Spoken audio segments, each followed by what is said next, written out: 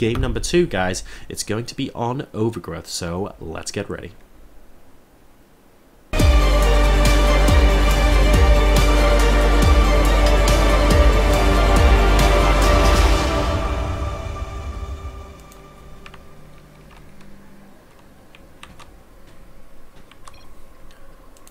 Welcome to Overgrowth, ladies and gentlemen. We're spawning in the bottom left-hand position of the map as the yellow Protoss player.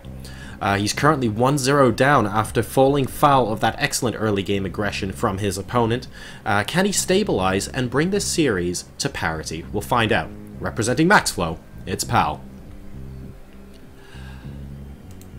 And his opponent in the top right-hand position, spawning as the blue Terran player, representing Team Cascade, and currently 1 game up in this best of 3, with a potential now to take him into the round of 16.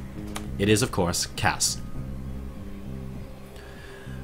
So some good macro, followed up with some excellent on-the-fly decision-making, very, very practical StarCraft being played from Cass in game number 1, allowed him to get that victory. Ultimately, the final fight wasn't quite so simple defensively, but offensively it was very, very easy for him towards the end, where he went, okay, you have sentries, you can force field your ramp, and as soon as those force fields run out, I go up your ramp and win the game. Defensively, though, it was another matter, with Pal putting up some stiff resistance with 4 Immortals going with his attack, unable, unfortunately, to break through the defenses of Cass, and as a result, he had to GG. So you've got the gateway once again coming down here from Pal, once more in a position that makes it slightly difficult for a Reaper to maneuver behind the mineral line here. So just useful building placement.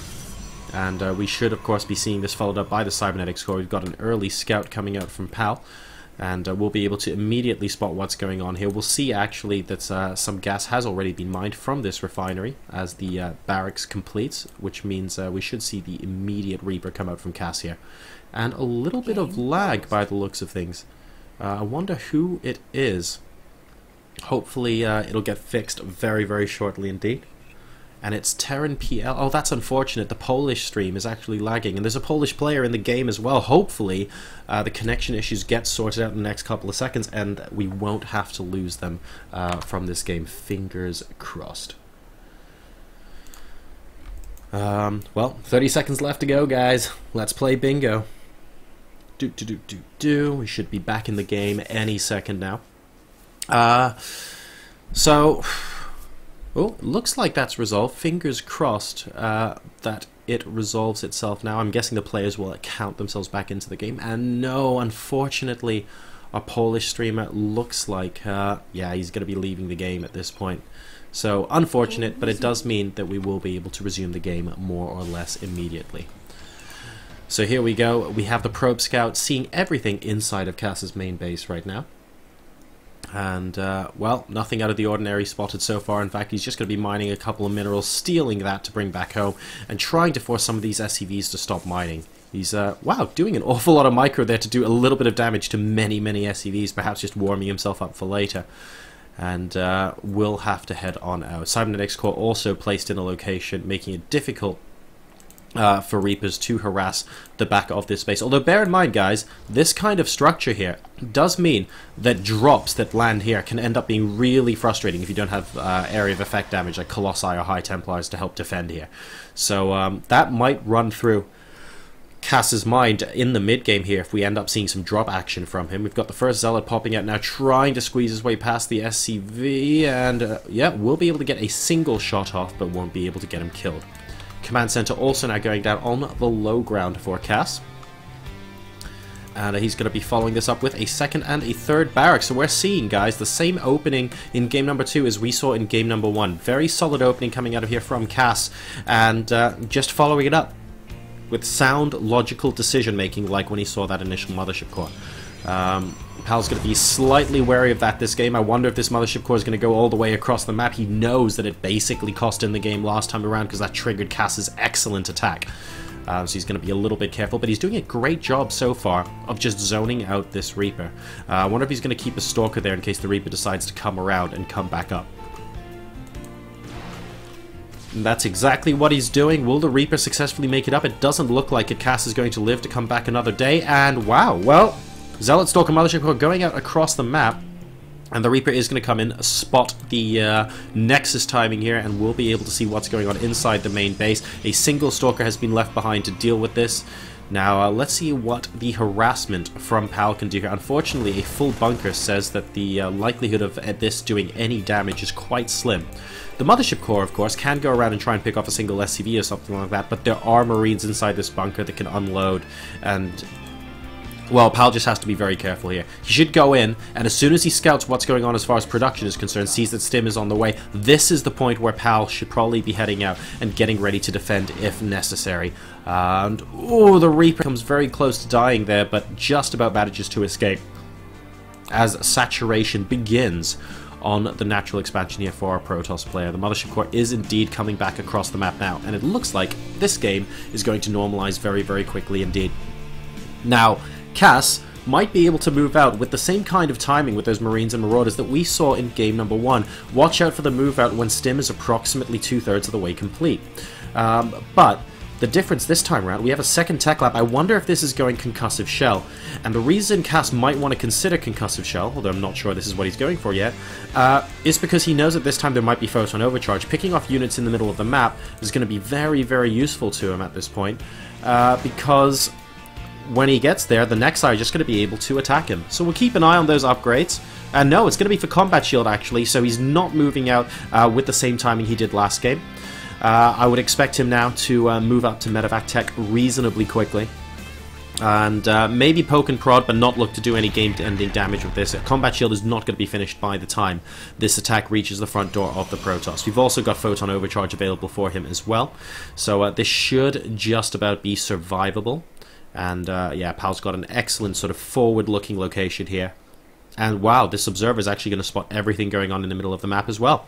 So knows that this army is incoming right now, can see that additional supplies are popping in, and that's going to trigger a much bigger round of Warpins from PAL here. Now this army of course contains no Reapers, there are also no Medevacs with it so far, so he's not going to be able to pop straight up here or anything like that. PAL will be able to stay on the low ground.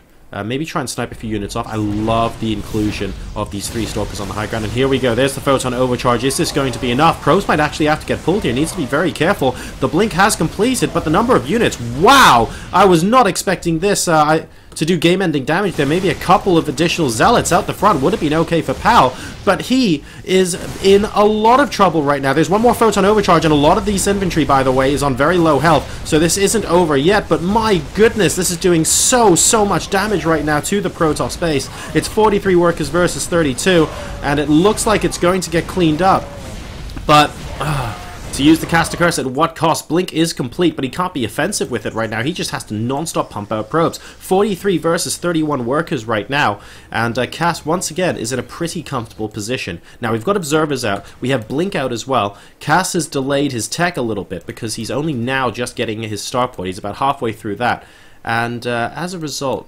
well, he's building more barracks. We don't see a third command center on the way, guys, so Cass is looking to finish this game off of 2 bases. And his follow-up attack, basically, he wants this to completely destroy the Protoss army. These 4 Stalkers are not going to have a good time if they decide to stay there, and PAL realizes this and moves away. I wonder if he's going to try and ninja something inside the main base, but with that many barracks, I think the units popping out might be enough to cause him a frustrating amount of damage here. And here we go, they're blinking into the natural expansion now. The unit's getting stimmed, but with no Medevacs here, they actually get a lot of damage done to them. Nice blink up into the main base, picking off a Marauder, but the counterattack from Cass is very, very strong here. I mean, look at that. That's 16 units worth of a lot of damage. And excellent blinks once again coming from PAL. He's doing some damage back to Cass here. He is not going down without a fight. And the worker count is 46 to 40 right now, but here comes a Marauder with the first 2 Medevacs in support, and I think that's going to spell the end here. More and more units popping out, and in the natural expansion, we can see this Nexus, once again, for the 2nd game in a row, is going down for PAL.